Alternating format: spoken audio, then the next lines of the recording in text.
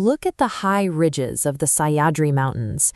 These steep ridgelines provided the physical foundation for a localized rebellion that would eventually challenge the established map of India.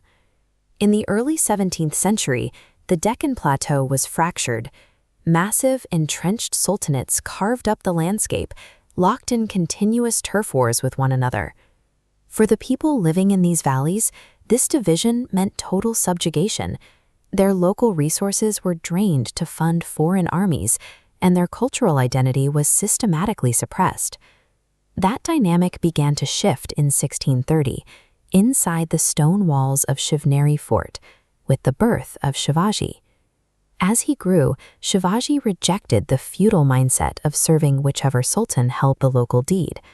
He proposed a concept called Hindavi Swaraj, sovereign self-rule. In a landscape where every valley was already claimed by a major sultanate, imagining a state governed by local residents was a direct challenge to the established imperial order. To convince ordinary farmers to take up arms against professional imperial armies, political theory lacked the necessary weight. The motivation emerged from the cultural heartbeat of the Sahyadri people. That foundation rested firmly on the fierce ascetic energy of Lord Shiva. This iconography offered a practical blueprint for the coming campaign. The trident symbolized martial strength deployed against injustice, and the third eye represented clarity of vision amid chaos. Shivaji framed the pursuit of independence as Shrin Shi Icha, the will of God. This framing turned a regional insurgency into an ideological obligation for his followers. Grounding the rebellion in this specific spiritual context gave the Maratha forces the psychological resilience required to confront the overwhelming resources of the sultanates. The theoretical became physical in 1646, when a teenage Shivaji captured his first major stronghold, Torna Fort. Look closely at the geography of the Deccan. By controlling high-altitude forts accessed by narrow ridgelines, a much smaller force could effectively choke off access to the fertile valleys below. The surrounding sultanates fought in massive, open-field formations. The Marathas entirely rejected this style of combat.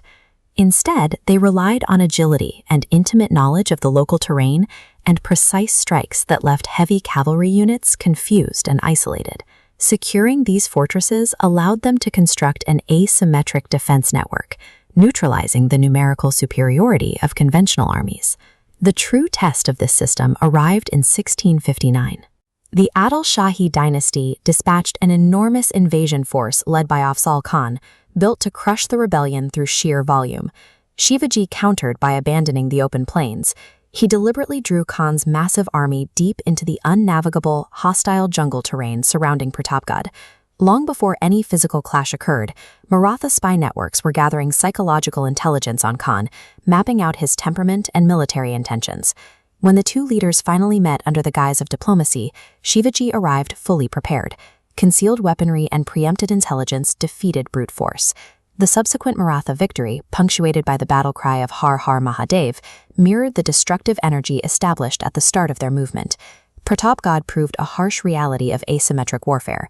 An enormous army loses its utility when the enemy dictates both the terrain and the rules of engagement. By 1674, the Marathas had achieved regional military dominance, yet a geopolitical problem remained. Rival empires legally classified them as successful renegade chieftains.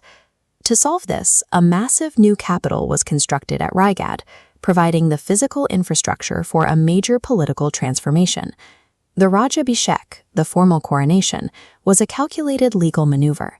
It elevated Shivaji into a sovereign Chhatrapati, legally equal in status to any emperor. Immediate administrative actions reinforced this status. They minted independent currency, formalized a legal code, and established a cabinet of ministers. The coronation served as a defensive tool. Swarajya was now a recognized geopolitical entity, preventing the movement from being written off as a temporary uprising. When Chhatrapati Shivaji Maharaj passed away in 1680, the young empire faced its most dangerous vulnerability. The Mughal Empire arrived with its full might, expecting the Maratha state to rapidly collapse without its founding leader. But the invasion stalled. The imperial forces found themselves fighting an entire populace that had fully adopted the vision of self-rule. This generational resistance drew heavily from the unyielding spirit of the region's cultural ethos, an energy that could not be besieged or starved out. While the borders of the empire would fluctuate over the coming decades, the ideology of self-rule, backed by a resilient populace, could withstand the pressure of the era's largest imperial powers.